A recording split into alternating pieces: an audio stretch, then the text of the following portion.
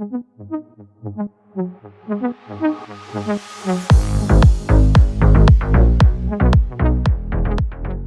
guys, welcome back to the channel. So the next competition coming up for us strongman fans is, of course, the Arnold Classic, and I'll be honest with you, I cannot wait to watch this.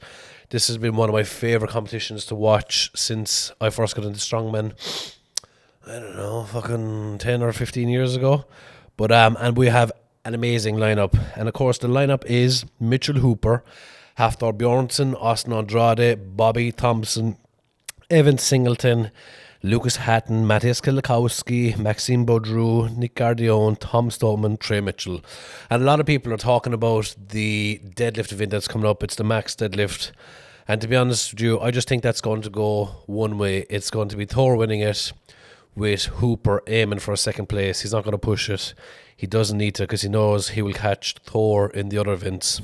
So he's just not going to burn out and waste energy in that event. So the really good event for me that I can't wait to watch is, of course, the behind the neck press. And I'm not sure if I just love pressing events, and I'm not sure why I'm such a fan of this. Maybe it's because I happen to be really good at it myself. I love this. It came up at World's Strongest Man a couple of years ago, obviously. I never got a chance to participate in it. I've spoken to Giants Live a bit about this, and they're thinking about introducing this into the shows in the future. It'd be great because you're kind of limited to how many things you can lift over your head. There's only so many times you can lift log, axle and dumbbell, and a Viking press. So bringing this in would be a good event. So I had a look at some of the main contenders for this. Now, obviously, not a lot of the guys are sharing their shit. They're fucking holding their cards close to their chest. And to me, I hate that shit. Just fucking tell us what you're doing, you cunt. If for no other reason, like, in my opinion, when you share your lifts like that and show how good or bad you are, it just helps you with sponsorship and stuff like this, that you're putting your stuff out there, that you post regularly.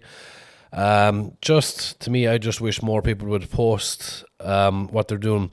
But some of the lads that have actually posted what they're doing, we're going to start with the 6 guys that have posted. So let's start with Trey. So we have Trey in big Trey Mitchell. We have him in training doing.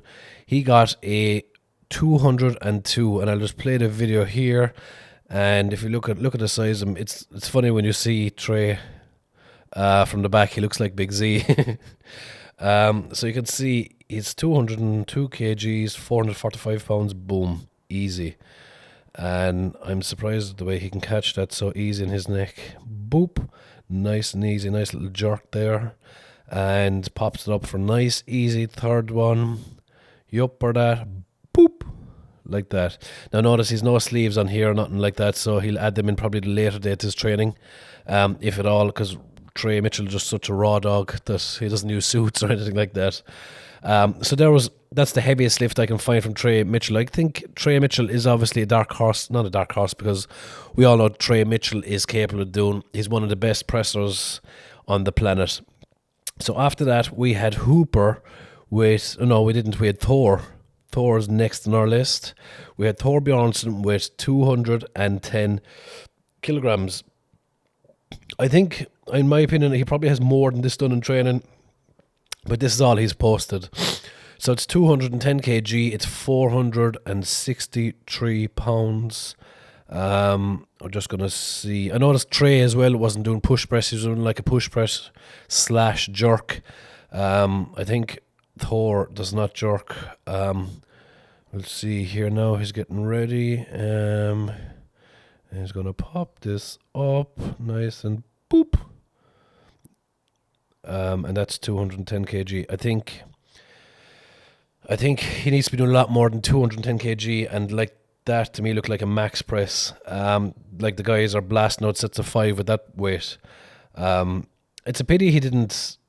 Like, I think he should have maybe learned how to split jerk, and split jerking from the back is so much easier to learn than split jerking from the front. It's literally jumping and catching.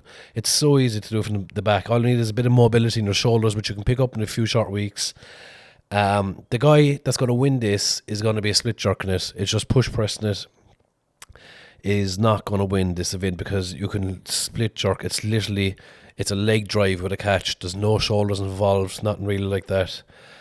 So after that, we had Hooper with 211 kilos.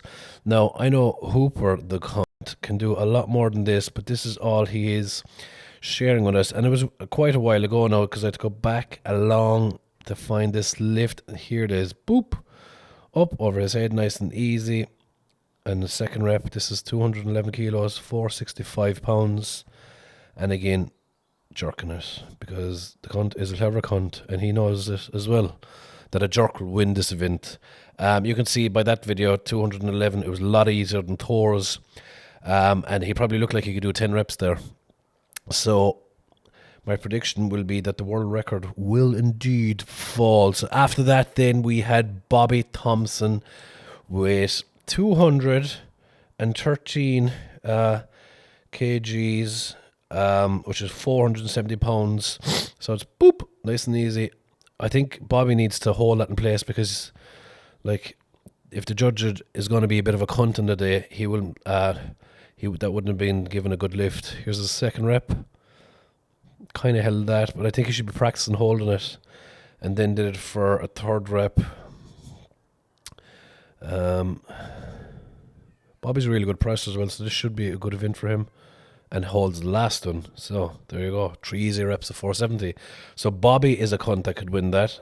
So that was Bobby with 213. Then we take a big jump forward to the big boys. I have to say, so obviously the next guy in line is Evan Singleton.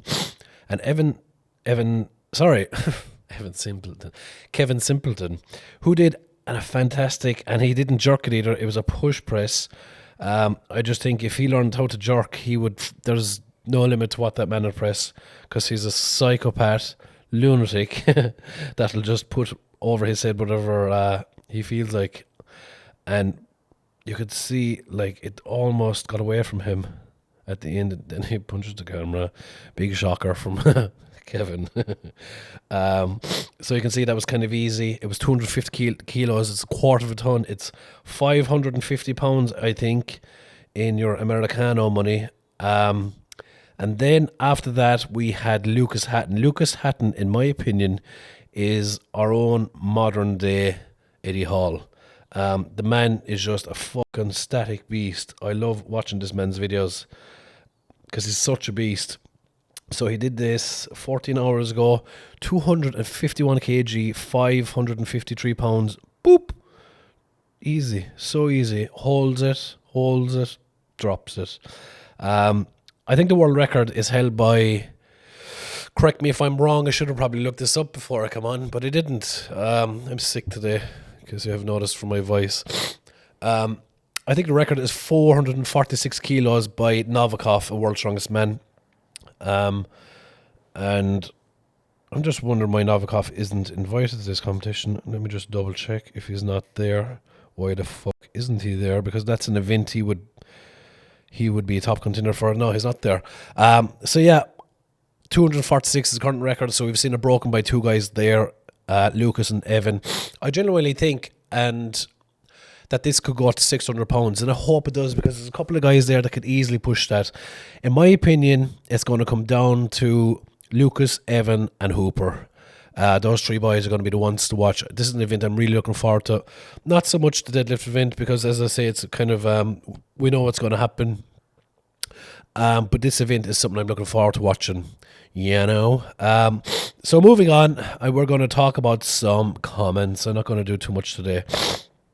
So we have DP 211. Luke Stoltman was probably the most focused, in the best shape I can remember. Came out and proved just how good he is. And once again, we had the experts not giving him a mention. Richardson is the favourite, blah, blah, fuck, blah, right back at ye. To be honest, Joe, beforehand, I would have said Luke Richardson would have been the favourite.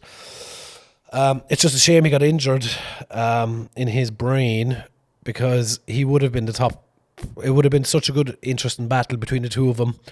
So it's just a shame. And yeah, Luke Stoltman was focused, but am I surprised he won it? I'm not really, because like at the same time, Luke Stoltman is Europe's strongest man by 2. He's top 10 of world's strongest man for the last how many years? So I'm not really surprised he's won it. Moving on. Peter Shortland. Andy Black had absolutely no business being there when it was known that he barely trained. You had athletes like Rory O'Hagan and Matt McKeegan who are fit and ready to go and gives Ireland more representation.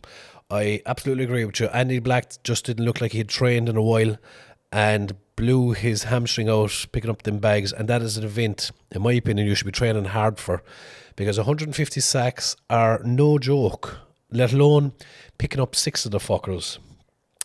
And in my opinion, Rory O'Hagan should have been in there, because I think Rory would just, it'd be great to just throw him into the deep end and just see what it's about and just get just get a look at what it's like there. Rory on the same day was competing at the Natural Ireland Strongest Man, I think, and won it. So I think Rory is the next guy to come from Ireland that's going to do a bit of damage. So I'm kind of looking forward to seeing what he can do. Moving on. Red Rum. Luke, 2 times Europe's Strongest Man, 1 time Britain's Strongest Man, World Tour Finals winner, and you still have Liz and Laws not hardly mention him or have him in the behind the scenes footage, which is strange. And people are going on like he has committed a crime. Weirdos. I'm not really sure what that's about. I know for that, like the run up to the, like what happened with Luke and everything else, a lot of people kind of cut ties with him. Maybe Laws and Liz did, I'm not sure. Maybe that's what it's about. I don't know. To be honest with you, it's kind of Luke's business. It's his personal life. The only one that can really judge him is the people who are hurt by it. If you're a fan, you shouldn't be hurt by it because it's his own personal life. Moving on. Clippizer, 1984. I saw a podcast with George Suleiman from Holland. Performs in SCL. I don't know who George is. Performs in SCL. And he said that Giants Live with 2.5 or 3 hour show is perfect. If you look at the Dutch Strongest Man, that is like 6 or 7 hours. Yeah, 6 or 7 hours of shit because it's too long. It drags. But George Suleiman, obviously, I can't think of him ever competing at Giants Live, so he doesn't get an opinion in my opinion. You don't have an opinion unless you've done a 2.5 hour show at Giants Live level. You don't get an opinion because you're not seeing what it's like backstage and you're not getting to warm up properly. It's rushed. Everything's rush. Get it done quickly. Lift. Be the strongest you can. All the cameras, all the lighting. So, you know, George doesn't have a clue what it's like backstage, unless he has done a Giants Live, but I'm fairly sure he hasn't. So correct me if I'm wrong. Anyway, lads, that is all we have time for. I hope you're all well. I hope none of you are sick, because it seems to be going around here, these fucking sicknesses. So I think I'm going to go back to bed. So thank you all, lads. I appreciate it. If you haven't subscribed, make sure you do. Make sure you log on to powerthewire.com. You'll pick up some t-shirts and stuff. Thank you very much.